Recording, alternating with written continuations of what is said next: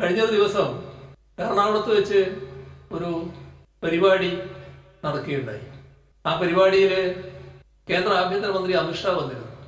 അപ്പോൾ അമിത്ഷാ വന്ന് അവിടെ നടത്തിയ പ്രഖ്യാപനം, ഈ വരുന്ന തദ്ദേശ ഭരണ തെരഞ്ഞെടുപ്പിൽ ഞങ്ങൾ 25% വോട്ട് നേടും, അടുത്ത നിയമസഭാ തെരഞ്ഞെടുപ്പിൽ ഞങ്ങൾ ഭൂരിപക്ഷം നേടും. ഇതാണ് അമിത്ഷായുടെ പ്രഖ്യാപനം. അപ്പോൾ അവർ കേരളത്തെ വലിയ തോതിൽ ടാർഗറ്റ് ചെയ്തിരിക്കുന്ന അർത്ഥം. അത് സ്വാഭാവികമായിട്ട് രാഷ്ട്രീയ പാർട്ടി നിലക്ക് നടത്തും. നമ്മൾ കാണേണ്ടതും തിരിച്ചറിയേണ്ടതും BJPക്ക് നൽകുന്ന ഓരോ വോട്ടും അത് കേരളത്തിന്റെ തനിമ താർക്കുകയാണ് ചെയ്യുക. ആ ബോധ്യം പൊതുവെ നമ്മുടെ സമൂഹത്തിനുണ്ടാകേണ്ടതായിട്ടുണ്ട്. ഇപ്പോ സംതൃപ്തമായ ഓണാണല്ലോ ഈ കഴിഞ്ഞ ഓണാഘോഷ ഘട്ടത്തിൽ നമ്മൾ കണ്ടത്. ഓണം പോലും മാറ്റിക്കളയും. ഓണ ദിവസത്തില് ഒരാള് എന്നെ കാണാൻ വന്നപ്പോൾ അദ്ദേഹത്തിന്റെ ഫോണിൽ വന്നൊരു മെസ്സേജ് എനിക്ക് കാണിച്ചു തന്നു. ഒരു പ്രധാനപ്പെട്ട ഒരാളാണ്, ആളെ പേര് ഞാൻ പറയുന്നില്ല എന്ന് പറഞ്ഞു. അപ്പോൾ ഫോട്ടോയിൽ എന്താണെന്ന് പറഞ്ഞാൽ മഹാവിഷ്ണുവിന്റെ മുന്നിൽ വാമനന്റെ കാൽക്കീഴിൽ മഹാബലി. അപ്പോൾ മഹാബലി വരുന്ന ഓണം പോലും മാറ്റാൻ പോകുന്നു എന്നർത്ഥം. നേരത്തെ വാമനെ ചിത്രീകരിച്ചിരുന്നല്ലോ.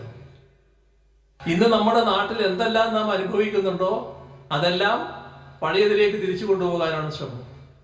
അപ്പോൾ BJPക്ക് നൽകുന്ന ഓരോ വോട്ടും ഈ നാടിന്റെ തനിമ തകർക്കാനാണ് ഉപകരിക്കുക എന്നുള്ളത് നാം ഉയർന്ന രാഷ്ട്രീയ പ്രവർത്തകർ മാത്രമല്ല, നാട്ടിലെ എല്ലാവരും മനസ്സിലാക്കേണ്ടതായിട്ടുണ്ട്. അതിനാവശ്യമായ കാര്യങ്ങൾ ചെയ്യേണ്ടതായിട്ടുമുണ്ട്. ഇപ്പോ വലിയ തോതിൽ ഉയർന്നു കേൾക്കുന്ന ഒരു മുദ്രാവാക്യം, ഒരു രാജ്യം ഒരു തെരഞ്ഞെടുപ്പ്.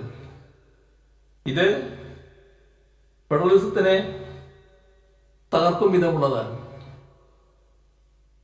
പാർലമെന്ററി ജനാധിപത്യ വ്യവസ്ഥയെ പ്രസിഡൻഷ്യൽ വ്യവസ്ഥ കൊണ്ട് പകരം വെക്കണമെന്ന കാഴ്ചപ്പാടാണ് BJPക്കുള്ളത്. യഥാർത്ഥത്തിൽ ഫെഡറലിസത്തിന്റെ കടക്കൽ കത്തിവെക്കുന്ന ശ്രമമാണത്. കത്തിവെക്കാനുള്ള നീക്കമാണ്. പാർലമെന്ററി വ്യവസ്ഥയിൽ വ്യത്യസ്ത മേഖലയിൽ നിന്നുള്ള ആളുകളാണ് പാർലമെന്റിലേക്ക് വരിക. വൈവിധ്യങ്ങളുടെ കൂടിച്ചേരലായി മാറുന്നതിലൂടെ ഫെഡറലിസത്തെ ശക്തിപ്പെടുത്താനുള്ള ഉപാധിയായിട്ടാണത് മാറുക. അതിനെ തകർക്കുക എന്ന ലക്ഷ്യത്തോടെയാണ് തെരഞ്ഞെടുപ്പിനെ പുതിയ രീതിയിൽ അവതരിപ്പിക്കാൻ നോക്കുന്നത്. ഒരു രാജ്യം ഒരു തെരഞ്ഞെടുപ്പ് എന്ന രീതിയിൽ അവതരിപ്പിക്കുന്നത്. നമ്മുടെ രാജ്യത്തെ ഹിന്ദു രാഷ്ട്രമായി പ്രഖ്യാപിക്കണമെന്ന ആവശ്യം വരെ ഇതിൻ്റെ കൂടെ ഉയരുന്നുണ്ട് എന്നതും ശ്രദ്ധിക്കേണ്ട കാര്യമാണ്. സംസ്ഥാനങ്ങളെ സാമ്പത്തികമായി വലിയ തോതിൽ ബുദ്ധിമുട്ടിക്കുകയാണ്. അത്തരം നയത്തിന്റെ ഭാഗമായി സംഭവിക്കുന്നത് എന്താ?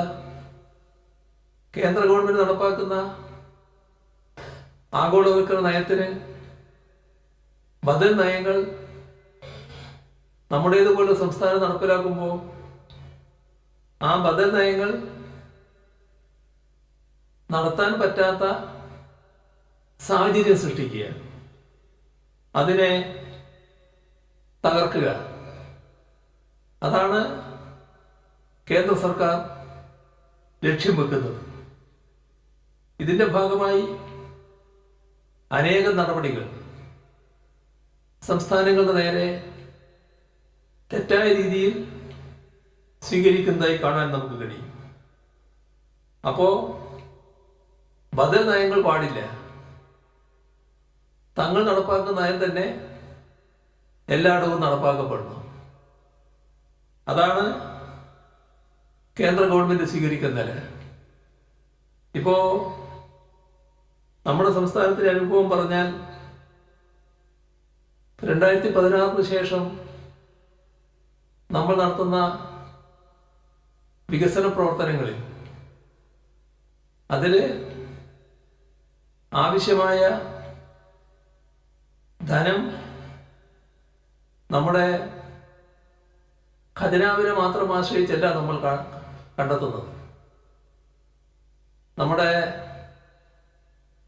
ഖജനാവിൻ്റെ ശേഷി മാത്രം ഉപയോഗപ്പെടുത്തി കേരളത്തിൽ ഉയർന്നു വരുന്ന ആവശ്യങ്ങൾ നിറവേറ്റാൻ പുറപ്പെട്ടാൽ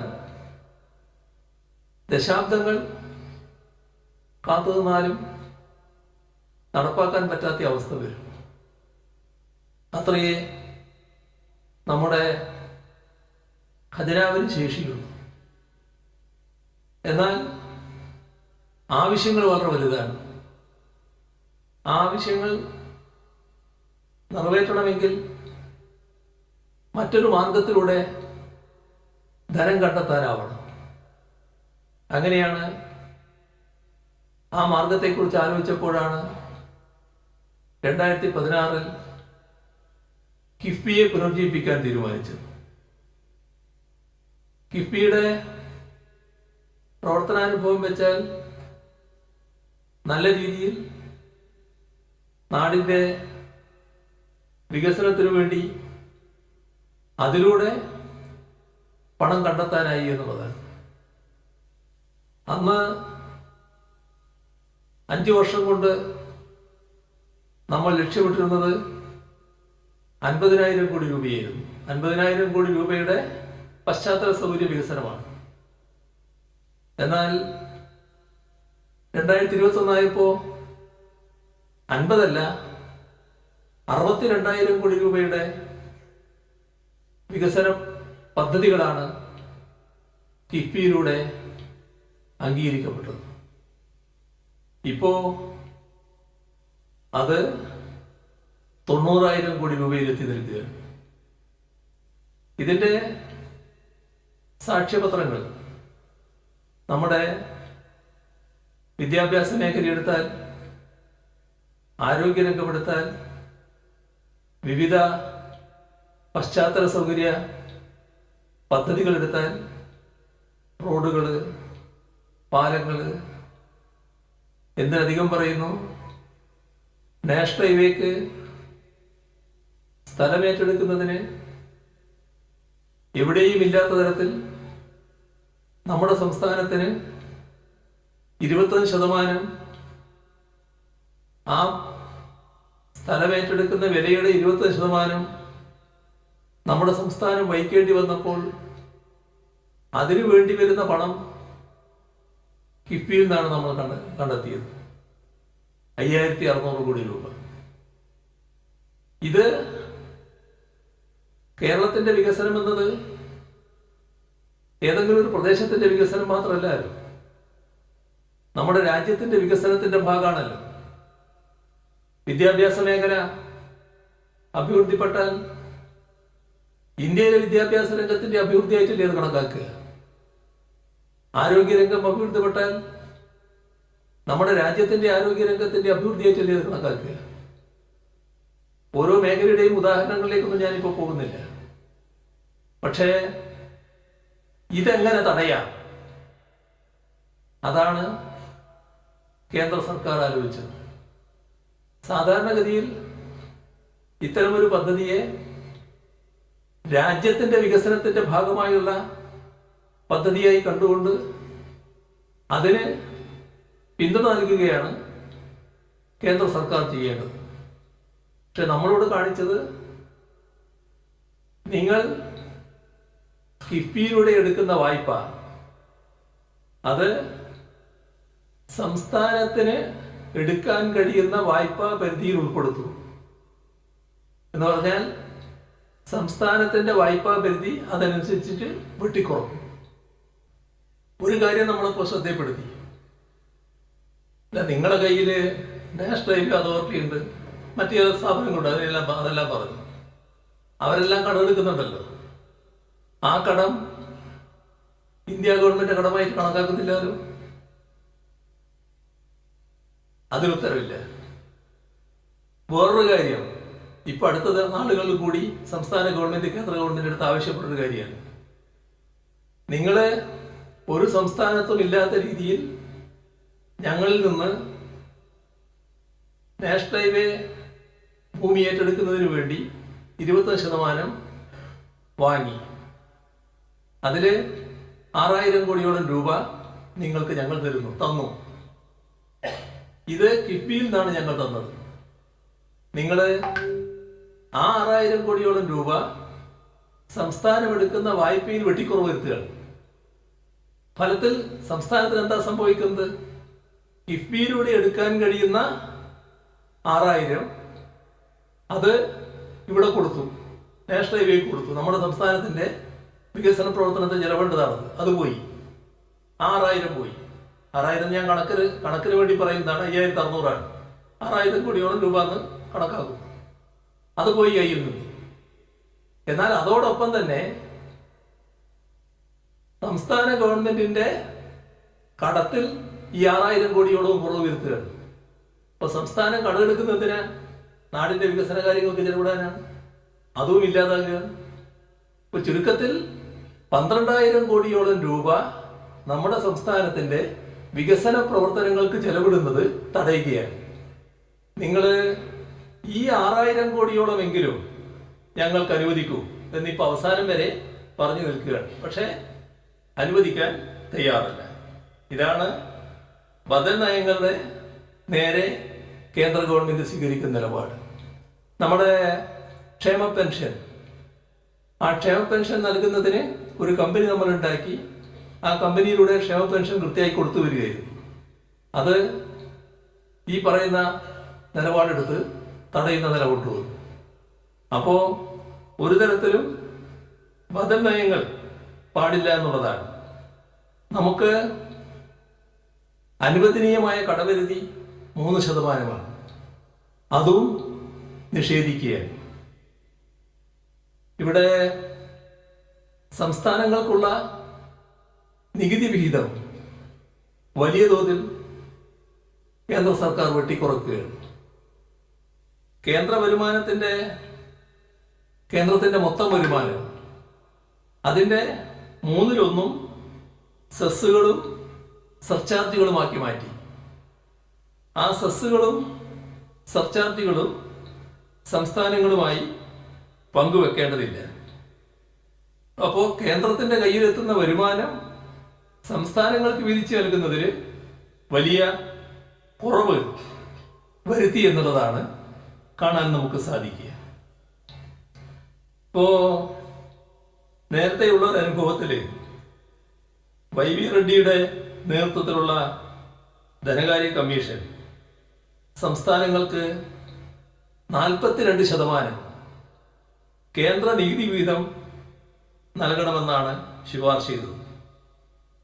2014 BJP സർക്കാർ അധികാരത്തിൽ വന്നപ്പോൾ അത് 33% വെട്ടിക്കുറക്കാനാണ് ശ്രമിച്ചത്.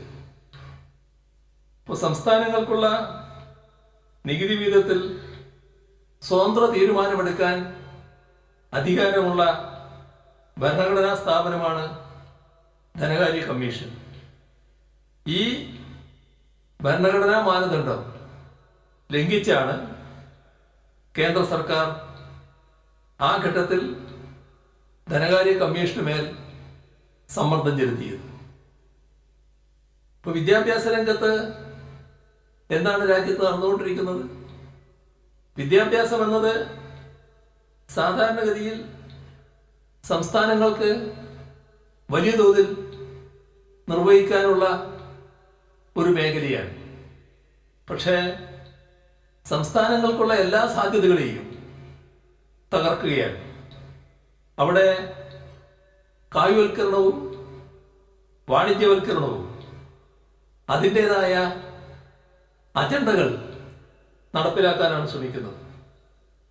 ഇപ്പോ കേന്ദ്ര വിദ്യാഭ്യാസ നയം അതിൻ്റെ കരടിൽ വൈസ് ചാൻസലർ നിയമനം ആ വൈസ് ചാൻസലർ നിയമനത്തിനുള്ള സെർച്ച് കമ്മിറ്റിയുടെ രൂപീകരണം അതുപോലും ചാൻസലറുടെ മാത്രം അധികാരമാക്കി മാറ്റാനാണ് ഉദ്ദേശിക്കുന്നത്. സംസ്ഥാന സർവകലാശാലകളിലെ വൈസ് ചാൻസലർമാരെ ഫലത്തിൽ കേന്ദ്രം ഭരിക്കുന്ന പാർട്ടി തീരുമാനിക്കുന്ന നില, അതാണ് പുതിയ നിർദ്ദേശത്തിൽ കാണാൻ നമുക്ക് കഴിയുക. ഇവിടെ വിദ്യാഭ്യാസ രംഗത്ത് വലിയ തോതിലുള്ള അസ്വസ്ഥത സൃഷ്ടിക്കുന്ന ഒന്നാണത്. എന്തിനാണ് ഇത്തരത്തിൽ നീങ്ങുന്നത്? കൃത്യമായ അജണ്ടയുടെ ഭാഗമാണ്. നമ്മുടെ ചരിത്രം അത് കുട്ടികൾ പഠിക്കുന്നതിനിടവരുന്നത്. ആ പുതിയ ചരിത്രം പഠിക്കണം. യഥാർത്ഥ ചരിത്രമല്ല, സൃഷ്ടിക്കപ്പെട്ട ചരിത്രം. അതിൻ്റെതായ ഒട്ടേറെ ഉദാഹരണങ്ങൾ വന്നുകൊണ്ടിരിക്കുകയാണല്ലോ. സ്വാതന്ത്ര്യ സമരത്തിൽ പങ്കാളിത്തം വഹിക്കാത്ത ഒരു കൂട്ടര്, സ്വാതന്ത്ര്യ സമരത്തെ തള്ളിപ്പറഞ്ഞവര്, ആ ഘട്ടത്തില് ബ്രിട്ടീഷ് വൈസ്രോയിയോട് ഞങ്ങൾക്ക് നിങ്ങളുമായി അഭിപ്രായ വ്യത്യാസമില്ല, നിങ്ങളിവിടെ തുടരണമെന്നാണ് ഞങ്ങളുടെ അഭിപ്രായം എന്ന് നേരിട്ട് പോയി അറിയിച്ചവര്, അവരെല്ലാം സ്വാതന്ത്ര്യ സമര പ്രസ്ഥാനവുമായി കണക്കാക്കിയാൽ ചരിത്രം വഞ്ചകരായിട്ടാണല്ലോ കണക്കാക്കുക. ആ ചരിത്രം അതേപോലെ വരും തലമുറ പഠിക്കാൻ പാടില്ല. അവിടെ മാപ്പെഴുതി കൊടുത്തു പോയ ആള് വീരനായിരുന്നു, അദ്ദേഹമാണ് വലിയ സ്വാതന്ത്ര്യ സമര സേനാനി എന്ന പുതിയ പഠിപ്പിക്കൽ വരണം. ആ പുതിയ ചരിത്രം വരണം. അതിന് ഇന്നുള്ള വിദ്യാഭ്യാസ ഘടന മാറണം. അതിനുവേണ്ടി കായികവൽക്കരണം പൂർണ്ണമായി നടപ്പാക്കണം. ഇതാണ് നടപ്പാക്കുന്നത് എന്ന് നമ്മൾ ഓർക്കണം. ഇപ്പോ ഈ അടുത്ത നാളില് GST പരിഷ്കരണം വന്നല്ലോ. GST പരിഷ്കരണം സാധാരണഗതിയിൽ നടപ്പാക്കേണ്ടത് GST കൗൺസിലാണ്. പക്ഷേ GST കൗൺസിലിനെ പൂർണ്ണമായും അപ്രസക്തമാക്കി പ്രധാനമന്ത്രി നേരെ അങ്ങ് പ്രഖ്യാപിച്ചു. ഇതാണ് രീതി. ഇപ്പോ നമ്മുടെ കേരളത്തിന് വർഷത്തിൽ 10,000 കോടി രൂപയുടെ നഷ്ടമാണ് സംഭവിക്കാൻ പോകുന്നത്. പഴയ കണക്കല്ല. ഈ പരിഷ്കരണം വരുന്നതിന് മുൻപ് നമ്മുടെ സംസ്ഥാനത്തിന് കിട്ടേണ്ടിയിരുന്ന വരുമാനത്തിൽ ഒരു വർഷം 10,000 കോടി രൂപയുടെ വരുമാനം കുറയാൻ പോകുന്നു. ഇത് നികത്തണം എന്ന് കൗൺസിലില് ശക്തമായി ആവശ്യപ്പെട്ടെങ്കിലും അതുമായി ബന്ധപ്പെട്ട് തീരുമാനങ്ങൾ ഒന്നുമായിട്ടില്ല. അവരുടെ കണ്ട കാര്യം അടിച്ചേൽപ്പിക്കുന്ന നിലയാണ് ഉണ്ടായിട്ടുള്ളത്. ഇവിടെ 8 സംസ്ഥാനങ്ങളിലെ ധനമന്ത്രിമാര് ഒരേ സ്വരത്തിൽ ആവശ്യപ്പെട്ടൊരു കാര്യമുണ്ട്. നിങ്ങളിപ്പോ നിരക്ക് കുറയുന്നത് ആ കുറയുന്ന നിരക്കിന്റെ ഗുണഫലം ഉപഭോക്താക്കൾക്ക് കിട്ടണം.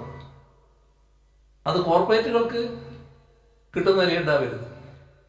കാരണം വിലയിൽ വ്യത്യാസം വരണമല്ലോ. ഇപ്പോ നിരക്ക് കുറച്ചാൽ ആ വിൽപ്പന വിലയില് നിരക്കിൽ കുറവ് വരണമല്ലോ. നമ്മുടെ രാജ്യത്തിന്റെ പലപ്പോഴുമുള്ള അനുഭവം ഇത്തരം കുറവുകൾ വരാറില്ല. അതുകൊണ്ടാണ് 8 സംസ്ഥാനങ്ങൾ ഒന്നിച്ച് തന്നെ ഈ ഒരു ആവശ്യം ഉന്നയിച്ചിട്ടുള്ളത്. 8 സംസ്ഥാനങ്ങൾ ഒന്നിച്ച് തന്നെ ഞങ്ങൾക്ക് സംഭവിക്കുന്ന നഷ്ടം നികത്തണമെന്നും ആവശ്യപ്പെട്ടിട്ടുണ്ട്. നമ്മളെ കേരളത്തിൻ്റെ നഷ്ടം മാത്രമാണ് 10,000 കോടി എന്ന് ഞാൻ പറഞ്ഞത്. ഇവിടെ നമ്മുടെ രാജ്യത്തിൻ്റെ അവസ്ഥ എടുത്താൽ വ്യത്യസ്തങ്ങളായ മതങ്ങളുണ്ട്. അതിൻ്റെ ഭാഗമായുള്ള മതവിശ്വാസങ്ങൾ നമ്മുടെ രാജ്യത്ത് തുടരുന്നുണ്ട്. മഹാഭൂരിഭാഗം ആളുകളും ഏതെങ്കിലും മതത്തിൽ വിശ്വസിക്കുന്നവരാണ്. എന്നാൽ ഒരു മതത്തിലും വിശ്വസിക്കാത്തവരും നമ്മുടെ രാജ്യത്തുണ്ട്. അങ്ങനെ ഉള്ള എല്ലാവരും കൂടിച്ചേർന്നായിരുന്നു നമ്മുടെ സ്വാതന്ത്ര്യ സമര പ്രസ്ഥാനം. അതുകൊണ്ട് തന്നെ അവയെല്ലാം ഉൾക്കൊള്ളുക എന്നതാണ് സ്വാതന്ത്ര്യ സമര പ്രസ്ഥാനം സ്വീകരിച്ച നില. മതനിരപേക്ഷത നമ്മുടെ ഭരണഘടനയുടെ ഏറ്റവും പ്രധാനമായ സ്ഥാനം വഹിക്കുന്നതിനിടയായത് ഇതിൻ്റെ ഭാഗമായിട്ടാണ്. എല്ലാവർക്കും അവരവരുടെ മതത്തിൽ വിശ്വസിക്കാനുള്ള അവകാശം, അതേസമയം ഒരു മതത്തിലും വിശ്വസിക്കാതിരിക്കാനുമുള്ള അവകാശം.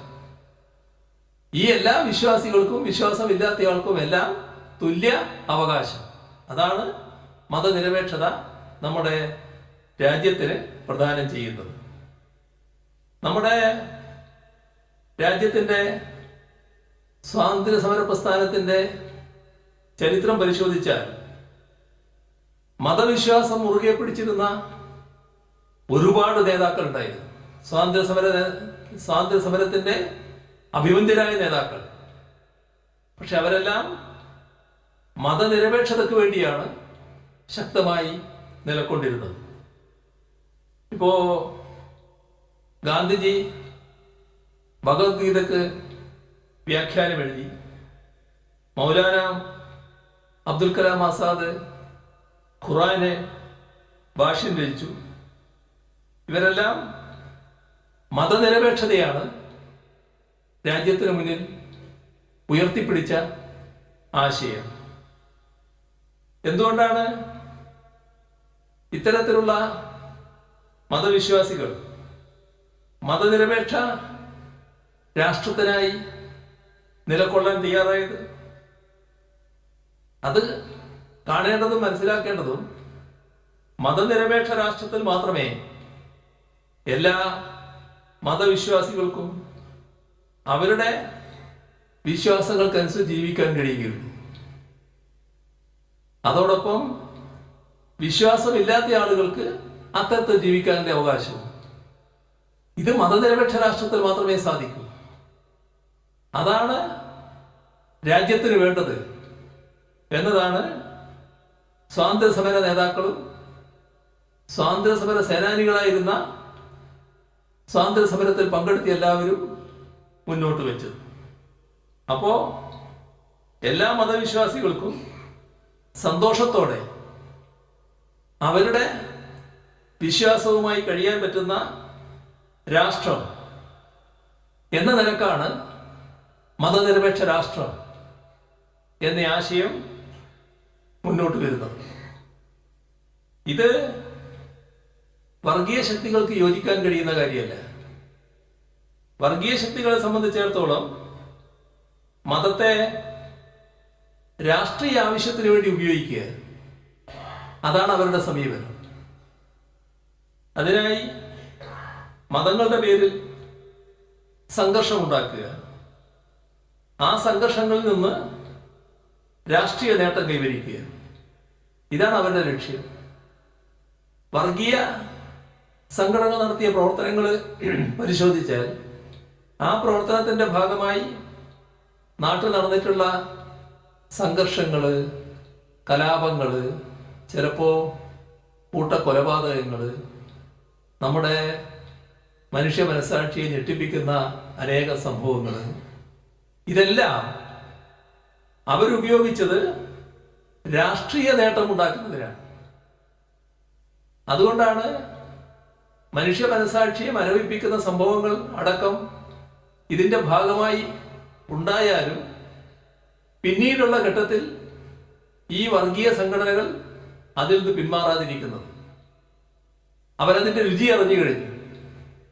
ആ രുചി അറിഞ്ഞതിൻ്റെ ഭാഗമായി തന്നെ കൂടുതൽ കൂടുതൽ അതിലഭിരമിക്കുന്ന അവസ്ഥയാണ് സ്വീകരിക്കുന്നത്. അപ്പോൾ മതസംഘർഷങ്ങൾ രൂപപ്പെടുത്തേണ്ടത് ആവശ്യമാണെന്ന് അവർ കാണുന്നു. ഇവിടെ മതവിശ്വാസം സാധാരണഗതിയിൽ മുന്നോട്ട് വെക്കുന്ന പരസ്പര ബഹുമാനത്തിൻ്റെതായ കാഴ്ചപ്പാടുകളുണ്ട്. വർഗീയതയുമായി ബന്ധപ്പെട്ടല്ലാത്ത നില സ്വീകരിച്ചാൽ വർഗീയ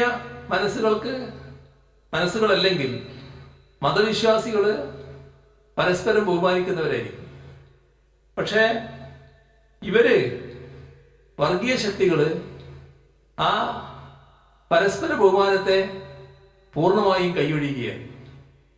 ആ സ്ഥാനത്ത് അന്യമത വിരോധം എങ്ങനെയെല്ലാം വളർത്താൻ പറ്റും എന്നാണ് അവർ ശ്രമിക്കുന്നത്. ഇപ്പൊ വർഗീയത ഇത് രാഷ്ട്രീയ ആവശ്യത്തിന് വേണ്ടിയുള്ള ഒരു ഉപാധിയാണ്.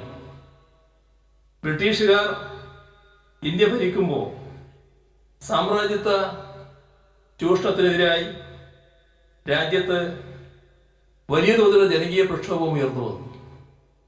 അത്തരം ജനകീയ പ്രക്ഷോഭങ്ങൾ തകർക്കേണ്ടത് ബ്രിട്ടീഷുകാരുടെ ഒരു ആവശ്യമായിരുന്നു. ആ ജനകീയ പ്രക്ഷോഭത്തിൽ ജനങ്ങളാകെയുണ്ട്. ആ പ്രക്ഷോഭത്തിൽ പങ്കെടുക്കുന്നവരുടെ ഇടയിൽ ചേരിതിരിവുണ്ടാക്കുക. അതിന് അവരുപയോഗിച്ച ആയുധം വർഗീയതയായിരുന്നു. വർഗീയത ഉപയോഗിച്ച് ഈ പ്രക്ഷോഭത്തിൽ പങ്കെടുക്കുന്ന ആളുകളിൽ പരസ്പരം അവിശ്വാസം, സ്പർദ്ധ, വിദ്വേഷം ഇതെല്ലാം വളർത്തി അങ്ങനെ സംഘർഷമുണ്ടാക്കുക. അത്തരം സംഘർഷങ്ങൾ ഉയർന്നു വന്നാൽ സാമ്രാജ്യത്വ വിരുദ്ധ പ്രക്ഷോഭത്തെ ദുർബലപ്പെടുത്താനാകും. തങ്ങളുടെ ഗവൺമെന്റിന് മറ്റ് പ്രശ്നങ്ങൾ ഉണ്ടാവില്ല. ഇതാണ് ബ്രിട്ടീഷ് സർക്കാർ കണക്കാക്കിയത്. ബ്രിട്ടീഷുകാരുടെ ഈ നയങ്ങൾക്കെതിരെയാണ് മതനിരപേക്ഷതയുടെ രാഷ്ട്രീയം സ്വാതന്ത്ര്യ സമരത്തിന് നേതൃത്വം കൊടുത്തവർ മുന്നോട്ട് വെച്ചത്. അതുമായാണ് സ്വാതന്ത്ര്യ സമരം മുന്നോട്ട് പോയത്. ഇവിടെ നാം ശ്രദ്ധിക്കേണ്ട കാര്യം, ഇന്ത്യൻ സ്വാതന്ത്ര്യ സമരം ഏറ്റവും നല്ല രീതിയിൽ ശക്തിപ്പെട്ടു നിൽക്കുന്ന ഘട്ടത്തിലാണ് RSSന്റെ ജനനം. RSS ആ സ്വാതന്ത്ര്യ സമരത്തിൽ പങ്കെടുത്തതേയില്ല. ബ്രിട്ടീഷുകാർക്ക് വേണ്ടി മതത്തിന്റെ പേര് പറഞ്ഞ് ജനങ്ങളെ തമ്മിലടിപ്പിക്കാനാണ് അന്ന് അവർ ശ്രമിച്ചത്. അത്തരം ആശയക്കാർക്ക് ഭരണഘടനയിലെ മതനിരപേക്ഷ കാഴ്ചപ്പാടിനെ അംഗീകരിക്കാൻ ആവില്ല. ഇപ്പോ നമ്മുടെ രാജ്യത്ത് 600 നാട്ടുരാജ്യങ്ങൾ, ആ 600 നാട്ടുരാജ്യങ്ങളെ ആകെ ഒരു രാഷ്ട്രമാക്കി മാറ്റുക, അത് നമ്മുടെ സ്വാതന്ത്ര്യ സമര പ്രസ്ഥാനത്തിന്റെ ഭാഗമായി നടന്ന കാര്യമാണ്. പക്ഷേ സ്വാതന്ത്ര്യ സമര പ്രസ്ഥാനത്തിൽ ഒരു പങ്കും വഹിക്കാത്ത RSSന് ഈ തരത്തിലൊരു ഇന്ത്യ, ഈ 600 നാട്ടുരാജ്യങ്ങളും ഒന്നായി മാറിയ ഒരു ഇന്ത്യ എങ്ങനെ രൂപപ്പെട്ടു എന്നതിനെ കുറിച്ച് ഒരു ധാരണയും ഇല്ല എന്നാണ് നാം കാണേണ്ടത്.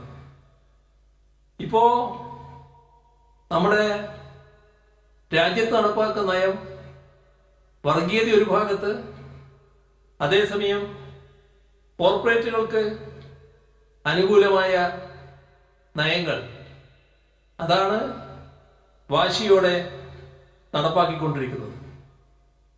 ഇതിനെതിരെ തൊഴിലാളികൾ, കർഷകര്, അധ്വാനിക്കുന്ന വിവിധ ജനവിഭാഗങ്ങൾ എല്ലാം വലിയ പ്രക്ഷോഭങ്ങളാണ് നടത്തുന്നത്. ആ പ്രക്ഷോഭങ്ങളെ ആകെ ക്ഷീണിപ്പിക്കണം.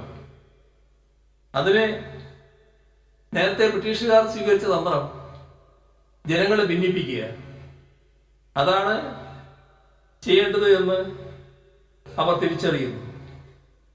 അതോടൊപ്പം നാം ആധുനിക കാലത്ത് ഇത്തരം ശ്രമങ്ങൾക്ക് എല്ലാവിധ പിന്തുണയും നമ്മുടെ രാജ്യത്തെ കോർപ്പറേറ്റ് മാധ്യമങ്ങൾ നൽകുന്നതായി കാണാൻ സാധിക്കും.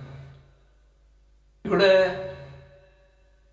RSSഉം സംഘപരിവാറും സ്വീകരിക്കുന്ന വിഭാഗീയ നിലപാടുകൾ, വെറുപ്പിന്റെയും വിദ്വേഷത്തിന്റെയും നിലപാടുകൾ, അതിനെ പ്രോത്സാഹിപ്പിക്കുന്ന സമീപനം കോർപ്പറേറ്റ് മാധ്യമങ്ങൾ സ്വീകരിക്കുന്നതായിട്ട് കാണാൻ നമുക്ക് കഴിയും. ഇവിടെ മത താല്പര്യമല്ല, ഇവിടെ ഇപ്പോ കോർപ്പറേറ്റ് താല്പര്യം വലിയ തോതിൽ വർഗീയ രാഷ്ട്രീയത്തിന്റെ അടിസ്ഥാനമായി മാറുന്നു എന്നുള്ളത് നാം കാണണം. ഇപ്പോൾ വർഗീയത ഒരു ഭാഗത്ത്, കോർപ്പറേറ്റ് താല്പര്യം മറ്റൊരു ഭാഗത്ത്, ഇത് രണ്ടും കൂടി ചേർന്നുകൊണ്ടുള്ള ഇടപെടലും ഇന്ത്യയിൽ നടന്നുകൊണ്ടിരിക്കുകയാണ്.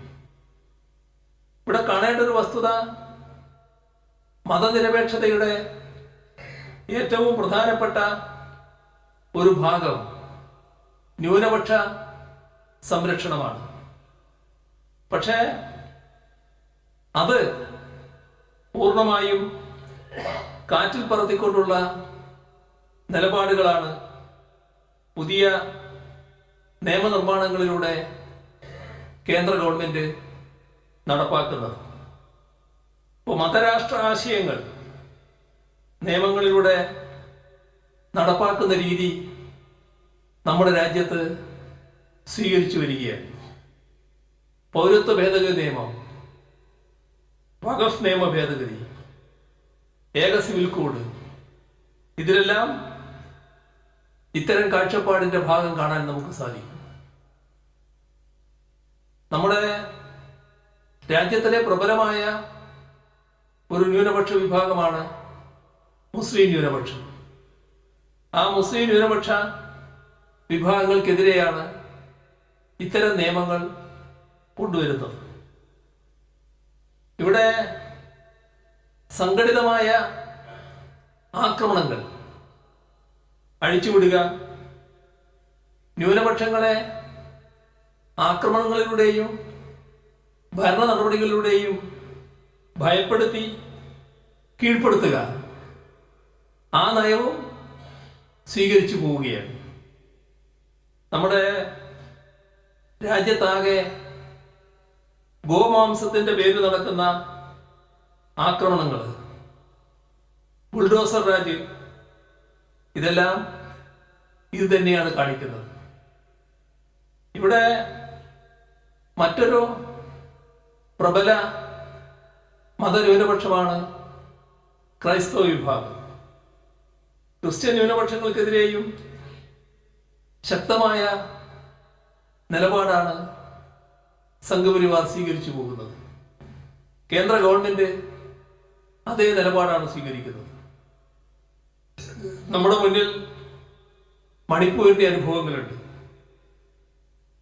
ഇവിടെ ഏറ്റവും ഒടുവിലുണ്ടായത് കേരളത്തിൽ നിന്നുള്ള കന്യാസ്ത്രീകൾക്കുണ്ടായ ദുരനുഭവം. നമ്മുടെ നാട് അതിശക്തമായി തന്നെ അതിനെതിരെ പ്രതികരിച്ചു. മതനിരപേക്ഷ ശക്തികളെല്ലാം അതിനെ ശക്തമായി ചോദ്യം ചെയ്തു.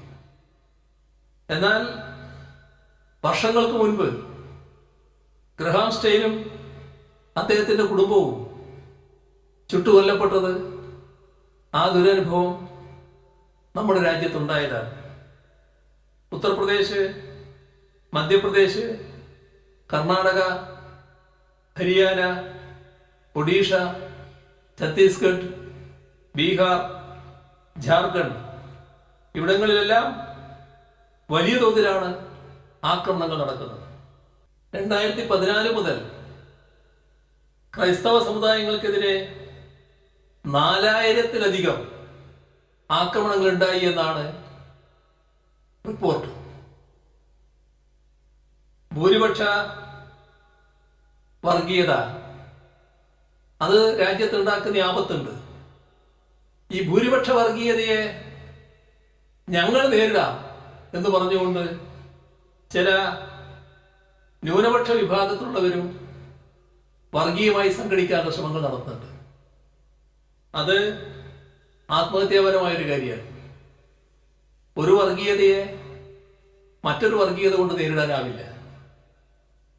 ന്യൂനപക്ഷ വർഗീയത ഭൂരിപക്ഷ വർഗീയതയെ നേരിടാനെന്ന പേരിൽ ഉയർത്തിക്കൊണ്ടുവന്നാൽ അത് സഹായിക്കുന്നത് ഭൂരിപക്ഷ വർഗീയതയാണ്. ഇത് കൃത്യമായി തിരിച്ചറിയേണ്ടതായിട്ടുണ്ട്. അപ്പോ വർഗീയത ഏതായാലും അത് ഭൂരിപക്ഷമായാലും ന്യൂനപക്ഷമായാലും എതിർക്കേണ്ടതാണ്, ശക്തമായി സമൂഹത്തിൽ ഒറ്റപ്പെടുത്തേണ്ടതാണ്. ഫെഡറലിസവും മതനിരപേക്ഷതയും ഉയർത്തിപ്പിടിക്കുന്ന ഭരണഘടനയെ തകർക്കുക എന്നത് ഭരണഘടന ഉണ്ടായ കാലം മുതൽ സംഘപരിവാർ സ്വീകരിച്ച ഒരു നയമാണ്. ഇപ്പോ കേന്ദ്ര ഗവൺമെന്റ് അവരെ കയ്യിലായതുകൊണ്ട് മാത്രമല്ല, കേന്ദ്ര ഗവൺമെന്റ് വന്നപ്പോൾ ആ ഗവൺമെന്റിനെ കൂടി ഉപയോഗിച്ചുകൊണ്ട് ആ ശ്രമം ശക്തിപ്പെടുത്തിയിരിക്കുന്നു. 1949 നവംബർ 26-നാണ് കോൺസ്റ്റിറ്റ്യൂന്റ് അസംബ്ലി ഇന്ത്യയുടെ ഭരണഘടനയ്ക്ക് അന്തിമ അംഗീകാരം നൽകിയത്. അപ്പോ ഭരണഘടനയ്ക്ക് പകരം മനുസ്മൃതിയെ ഉയർത്തിപ്പിടിക്കണമെന്നാണ് RSS മുഖപത്രം എഡിറ്റോറിൽ എഴുതിയത്. അപ്പോ അന്നേ തന്നെ ഭരണഘടനാ വിരുദ്ധത തെളിഞ്ഞിരുന്നു എന്നർത്ഥം. ഇവിടെ 1998 BJP നേതൃത്വത്തിലുള്ള NDA സർക്കാർ അധികാരത്തിൽ വന്നപ്പോൾ ഭരണഘടന പുനഃപരിശോധിക്കാനായി ജസ്റ്റിസ് വെങ്കടചെല്ലയ്യ കമ്മിറ്റിയെ നിയോഗിച്ചു. അത് കേന്ദ്ര ഗവൺമെന്റ് കയ്യിൽ കിട്ടിയപ്പോൾ ഉപയോഗിച്ച ഒരു നടപടിക്രമമായിരുന്നു, അതിന്റെ തുടക്കമായിരുന്നു. പക്ഷേ സമൂഹത്തിലെ മഹാഭൂരിപക്ഷം ഭരണഘടനാ പുനഃപരിശോധനയ്ക്ക് എതിരാണ് എന്ന് ബോധ്യപ്പെട്ടതോടെ ആ കമ്മീഷൻ റിപ്പോർട്ട് പൂർത്തുകയാണ് ചെയ്തത്. ഇന്ത്യൻ ഭരണഘടനയുടെ ആമുഖത്തിൽ നിന്നും സോഷ്യലിസം, മതേതരത്വം ഈ പദങ്ങൾ ഒഴിവാക്കണമെന്ന് RSS general secretary Dattatreya Hosabale പ്രസ്താവനയിലൂടെ ആവശ്യപ്പെട്ടത് ഈ അടുത്ത നാളില, നേരത്തെയല്ല. ഭരണഘടനാ ഭേദഗതിക്കുള്ള ഭൂരിപക്ഷം നേടാനുള്ള ശ്രമമാണ് കഴിഞ്ഞ ലോക്സഭാ തെരഞ്ഞെടുപ്പിൽ അവർ നടത്തിയത്. അത് ഇന്ത്യൻ ജനത പ്രതിരോധിച്ചു. കേന്ദ്ര ഏജൻസികളെ കാണിച്ച് ചിലരെ വിരട്ടിയാണ് ഇപ്പോഴത്തെ മുന്നണി സംവിധാനം നിലനിർത്തിയത്. സാന്ദർഭികവശാൽ ഞാൻ പറഞ്ഞു പോവുകയാണ്. ഇപ്പോൾ സമയം കുറച്ചായി നിനക്കറിയാം, അതുകൊണ്ട് കൂടുതൽ മറ്റു കാര്യങ്ങളിലേക്ക് ഞാൻ പോകാതിരിക്കുകയാണ് കഴിയാവുന്നത്. ഇവിടെ കഴിഞ്ഞൊരു ദിവസം എറണാകുളത്ത് വെച്ച് ഒരു പരിപാടി നടക്കുകയുണ്ടായി. ആ പരിപാടിയിൽ കേന്ദ്ര ആഭ്യന്തരമന്ത്രി അമിത്ഷാ വന്നിരുന്നു. അപ്പോൾ അമിത്ഷാ വന്ന് അവിടെ നടത്തിയ പ്രഖ്യാപനം, ഈ വരുന്ന തദ്ദേശ ഭരണ തെരഞ്ഞെടുപ്പിൽ ഞങ്ങൾ 25% വോട്ട് നേടും, അടുത്ത നിയമസഭാ തെരഞ്ഞെടുപ്പിൽ ഞങ്ങൾ ഭൂരിപക്ഷം നേടും. ഇതാണ് അമിത്ഷായുടെ പ്രഖ്യാപനം. അപ്പോ അവര് കേരളത്തെ വലിയ തോതിൽ ടാർഗറ്റ് ചെയ്തിരിക്കും നടത്തും. അത് സ്വാഭാവികമായിട്ട് രാഷ്ട്രീയ പാർട്ടി നിലക്ക് നടത്തും. നമ്മൾ കാണേണ്ടതും തിരിച്ചറിയേണ്ടതും BJP നൽകുന്ന ഓരോ വോട്ടും അത് കേരളത്തിന്റെ തനിമ താർക്കുകയാണ് ചെയ്യുക. ആ ബോധ്യം പൊതുവെ നമ്മുടെ സമൂഹത്തിനുണ്ടാകേണ്ടതായിട്ടുണ്ട്. ഇപ്പോ സംതൃപ്തമായ ഓണാണല്ലോ ഈ കഴിഞ്ഞ ഓണാഘോഷഘട്ടത്തിൽ നമ്മൾ കണ്ടത്. ഓണം പോലും മാറ്റിക്കളയും. ഓണ ദിവസത്തില് ഒരാള് എന്നെ കാണാൻ വന്നപ്പോ അദ്ദേഹത്തിന്റെ ഫോണിൽ വന്നൊരു മെസ്സേജ് എനിക്ക് കാണിച്ചു തന്നു. ഒരു പ്രധാനപ്പെട്ട ഒരാളാണ്, ആളെ പേര് ഞാൻ പറയുന്നില്ല എന്ന് പറഞ്ഞു. അപ്പോൾ ഫോട്ടോയിൽ എന്താണെന്ന് പറഞ്ഞാൽ മഹാവിഷ്ണുവിന്റെ മുന്നിൽ വാമനന്റെ കാൽക്കീഴിൽ മഹാബലി. അപ്പൊ മഹാബലി വരുന്ന ഓണം പോലും മാറ്റാൻ പോകുന്നു എന്നർത്ഥം. നേരത്തെ വാമനെ ചിത്രീകരിച്ചിരുന്നല്ലോ. ഇന്ന് നമ്മുടെ നാട്ടിൽ എന്തെല്ലാം നാം അനുഭവിക്കുന്നുണ്ടോ അതെല്ലാം പഴയതിലേക്ക് തിരിച്ചു കൊണ്ടുപോകാനാണ് ശ്രമം. അപ്പോൾ BJP നൽകുന്ന ഓരോ വോട്ടും ഈ നാടിന്റെ തനിമ തകർക്കാനാണ് ഉപകരിക്കുക എന്നുള്ളത് നാം ഉയർന്ന രാഷ്ട്രീയ പ്രവർത്തകർ മാത്രമല്ല നാട്ടിലെ എല്ലാവരും മനസ്സിലാക്കേണ്ടതായിട്ടുണ്ട്. അതിനാവശ്യമായ കാര്യങ്ങൾ ചെയ്യേണ്ടതായിട്ടുമുണ്ട്. ഇവിടെ ഭരണഘടനാ ഭേദഗതിക്കുള്ള ഭൂരിപക്ഷം അത് നേടാനാണ് കഴിഞ്ഞ തവണ അവർ നല്ലതുപോലെ ശ്രമിച്ചത്. അതാണ് നമ്മുടെ ജനങ്ങൾ പ്രതിരോധിച്ചത്. പക്ഷേ ജനവിരുദ്ധമായ നയങ്ങൾ രാജ്യത്ത് നടപ്പിലാക്കാൻ ശ്രമിക്കുമ്പോൾ സ്വാഭാവികമായും ജനങ്ങൾ പ്രതിരോധിക്കാൻ തയ്യാറാവും. ജനങ്ങളുടെ പിന്തുണ ലഭിക്കില്ല എന്ന് വരുമ്പോൾ അവിടെ എങ്ങനെ കുതന്ത്രങ്ങൾ ഉപയോഗിക്കാം? ആ കാര്യത്തിൽ തെരഞ്ഞെടുപ്പ് അട്ടിമറിക്കാൻ എങ്ങനെ സാധിക്കും? ആ തെരഞ്ഞെടുപ്പ് അട്ടിമറിക്കുന്നതിന് തെരഞ്ഞെടുപ്പിന് തന്നെ ഫലപ്രദമായി നേതൃത്വം കൊടുക്കേണ്ട തെരഞ്ഞെടുപ്പ് കമ്മീഷനെ എങ്ങനെയൊക്കെ ഉപയോഗിക്കാം, എങ്ങനെയെല്ലാം ദുരുപയോഗിക്കാം, ഈ ആലോചന നടക്കുകയാണ്. തെരഞ്ഞെടുപ്പ് കമ്മീഷനെ തീരുമാനിക്കാനുള്ള കമ്മിറ്റിയിൽ സുപ്രീം കോടതി ചീഫ് ജസ്റ്റിസിനെ ഉൾപ്പെടുത്തണമെന്ന സുപ്രീം കോടതി വിധിയായിരുന്നു. ആ സുപ്രീം കോടതി വിധി സാധാരണഗതിയിൽ ഏതെങ്കിലും ഒരു ഗവൺമെന്റ് മറികടക്കുന്ന ആർക്കെങ്കിലും ഊഹിക്കാൻ പറ്റുമോ? അവിടെയാണ് സംഘപരിവാറിന്റെ പ്രത്യേകത. എന്തും ചെയ്യാൻ തയ്യാറാവും. എന്തും ഒരു മടിയുമില്ലാതെ അതങ്ങോട്ട് മാറ്റി. ചീഫ് ജസ്റ്റിസിനെ മാറ്റി നിയമ ഭേദഗതി കൊണ്ടുവന്നു. വേറൊരാളെ തങ്ങൾക്ക് വേണ്ടപ്പെട്ടയാളെ ഉൾപ്പെടുത്താൻ തീരുമാനിച്ചു. അപ്പോ ഇലക്ഷൻ കമ്മീഷൻ രൂപീകരണത്തിൽ ഇടപെട്ടത് ഈ തരത്തിലാണ്. ഇപ്പൊ സംഘപരിവാർ അജണ്ട ഏതെല്ലാം തരത്തിൽ നടപ്പിലാക്കാൻ ശ്രമിക്കുന്നു എന്നതിന്റെ ഉദാഹരണമായിട്ടാണ് ഇതിനെ കാണേണ്ടത്. ഇപ്പോ പാർലമെന്റിൽ ഭൂരിപക്ഷം നേടിയാലും ഭരണഘടന തൊട്ട് കളിക്കാൻ കുറച്ച് പ്രയാസമുണ്ട്. നേരത്തെ ഉള്ളൊരു സുപ്രീം കോടതി വിധിയാണ്. കേശവാനന്ദ ഭാരതി കേസിൽ സുപ്രീം കോടതിയുടെ ഭരണഘടനാ ബെഞ്ച് പുറപ്പെടുവിച്ച വിധിയുണ്ട്. അപ്പൊ അതവർക്ക് തടസ്സമായി നിൽക്കുന്നുണ്ട്. അപ്പോ ഇതെല്ലാം പരിശോധിക്കേണ്ടത് സുപ്രീം കോടതിയാണല്ലോ. ആ സുപ്രീം കോടതിയെ തന്നെ തങ്ങളുടെ ഇംഗിതത്തിനനുസരിച്ച് മാറ്റാൻ കഴിയണം. തങ്ങൾക്ക് വഴങ്ങുന്ന ഒന്നാക്കി മാറ്റണം. അങ്ങനെ അത്തരം നിലപാടുകൾ മാറ്റിമറിക്കാൻ കഴിയുമോ എന്ന പരിശ്രമവും നടത്തിക്കൊണ്ടിരിക്കുകയാണ്. അപ്പോ ജുഡീഷ്യറിയിലുള്ള ഇടപെടൽ പലതരത്തിൽ വരുന്നുണ്ട്. സുപ്രീം കോടതിയുടെ നേരെയുള്ള നീക്കങ്ങളും കാണാൻ നമുക്ക് കഴിയുന്നുണ്ട്. ഇപ്പൊ ജുഡീഷ്യറിയെ കൈവശപ്പെടുത്താനുള്ള ശ്രമം ഇത്തരത്തിലുള്ള കാഴ്ചപ്പാടിന്റെ ഭാഗമാണ് എന്നതുകൂടി നാം തിരിച്ചറിയേണ്ടതായിട്ടുണ്ട്. ഇപ്പോൾ ഫെഡറലിസത്തെ തകർക്കാനുള്ള നീക്കങ്ങൾ കേന്ദ്ര സർക്കാർ പല ഘട്ടങ്ങളിൽ നടപ്പാക്കിയിട്ടുണ്ട്. കേരളമാണ് അതിൻ്റെ ഏറ്റവും ആദ്യത്തെ ഉദാഹരണം. 1959 EMS ഗവൺമെന്റിനെ പിരിച്ചുവിട്ടത്. ഭൂരിപക്ഷമുണ്ട്, നിയമസഭയിലാണ് ഭൂരിപക്ഷം തെളിയിക്കേണ്ടത്. അതിനൊന്നും ഒരു കുറവുമില്ല. ഇന്ത്യൻ ജനാധിപത്യത്തെ പൂർണ്ണമായും അട്ടിമറിക്കുന്ന നിലയാണ് അന്ന് സ്വീകരിച്ചത്. ഇപ്പോൾ ഭരണഘടനയുടെ 356 വകുപ്പ് ഉപയോഗിച്ചു എന്നല്ല, ദുരുപയോഗിച്ച് എത്രയോ ജനാധിപത്യ സംസ്ഥാന സർക്കാരുകളെ പുറത്താക്കുന്ന നടപടികൾ പിന്നീട് സ്വീകരിക്കപ്പെട്ടു.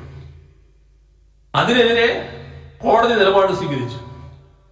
SR ബൊമ്മ കേസിലെ കോടതി വിധി ഇത്തരം ഇടപെടലുകളെ പ്രതിരോധിക്കുന്ന തരത്തിലുള്ളതായി മാറി. ഇപ്പോ ഗവർണർമാര് ബില്ലിൽ അടയിരിക്കുന്നതിനെതിരെ സുപ്രീം കോടതിയിൽ നിന്നുണ്ടായ വിധി ചരിത്രപരമായ വിധിയാണ്. ഫെഡറലിസത്തെയും മതനിരപേക്ഷതയെയും സംരക്ഷിക്കുന്നതിനായി വിവിധ തരത്തിലുള്ള പ്രവർത്തനങ്ങളാണ് നാം നടത്തേണ്ടത്. ആരാധനാലയങ്ങളുടെ മതസ്വഭാവം 1947 ആഗസ്റ്റ് 15 എന്തായിരുന്നുവോ അതായി നിലനിർത്തണമെന്ന് അനുശാസിക്കുന്ന 1991 ആരാധനാലയ സംരക്ഷണ നിയമം നിലനിർത്തേണ്ടതും ഫലപ്രദമായി നടപ്പിലാക്കുന്നതും വളരെ പ്രധാനമാണ്. അതിലുള്ള ഇടപെടലും ഏറ്റവും പ്രധാനമാണ്. ഇതിന്റെ അടിസ്ഥാനത്തിലാണ് 1991 ആരാധനാലയ സംരക്ഷണ നിയമം ചോദ്യം ചെയ്തുകൊണ്ടുള്ള ഹർജികളിൽ കക്ഷി ചേരാൻ ഇടതുപക്ഷം തീരുമാനിച്ചത്. അത്തരം ഇടപെടലുകൾ തുടർന്നും ശക്തിപ്പെടുത്താൻ കഴിയേണ്ടതായിട്ടുണ്ട്. സംഘപരിവാർ പ്രചരിപ്പിക്കുന്ന ചരിത്രം, സംഘപരിവാർ പ്രചരിപ്പിക്കുന്ന സംസ്കാരം, അവർ നടത്താൻ ഉദ്ദേശിക്കുന്ന കാവ്യവൽക്കരണത്തിൽ പൊതിയുന്ന നയങ്ങൾ, ഇതിനെല്ലാം എതിരെയുള്ള വിശാലമായ ഐക്യനിര രൂപപ്പെടുക എന്നത് വളരെ പ്രധാനമാണ്.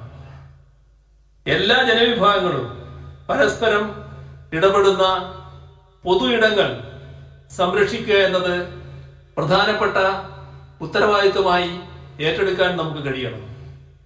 ഭരണഘടന വിഭാവനം ചെയ്യുന്ന സാധ്യതകളെ ഉപയോഗപ്പെടുത്താൻ കോടതികളെ ഇടപെടുവിക്കുന്ന രീതിയിൽ നല്ലതുപോലെ മുന്നോട്ട് പോകാനുമാവണം.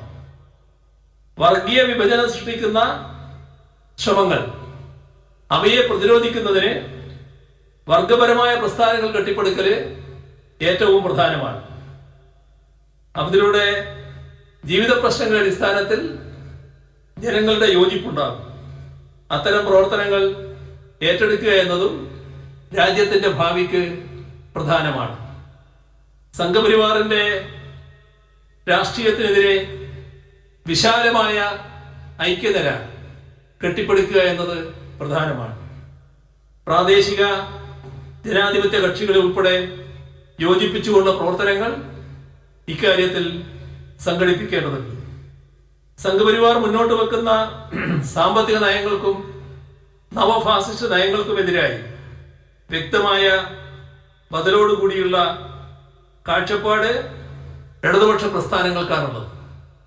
ഇടതുപക്ഷ ഐക്യം ശക്തിപ്പെടുത്തേണ്ടതും ജനാധിപത്യ ശക്തികളെ അതോടൊപ്പം അണിനിരത്തേണ്ടതും ഇന്നത്തെ ഏറ്റവും പ്രധാനപ്പെട്ട ഉത്തരവാദിത്വമാണ് എന്ന് നാം കാണണം. അങ്ങനെ ഇത്തരം നീക്കങ്ങളെ, തെറ്റായ നീക്കങ്ങളെ പ്രതിരോധിക്കാൻ നമുക്ക് കഴിയണം. അതിന് ഫലപ്രദമായ നേതൃത്വം കൊടുക്കാൻ ഇടതുപക്ഷത്തിന് സാധിക്കണം എന്നുകൂടി ഓർമ്മിപ്പിച്ചുകൊണ്ട് മറ്റു കാര്യങ്ങളിലേക്ക് കടക്കാതെ, ഇപ്പൊ തന്നെ കുറച്ചധികം സമയമായി പോയി, ഈ പരിപാടി ഔപചാരികമായി ഉദ്ഘാടനം ചെയ്ത് അറിയിച്ചുകൊണ്ട് അവസാനിപ്പിക്കുന്നു. നിങ്ങൾക്ക് എൻ്റെ അഭിവാദ്യം.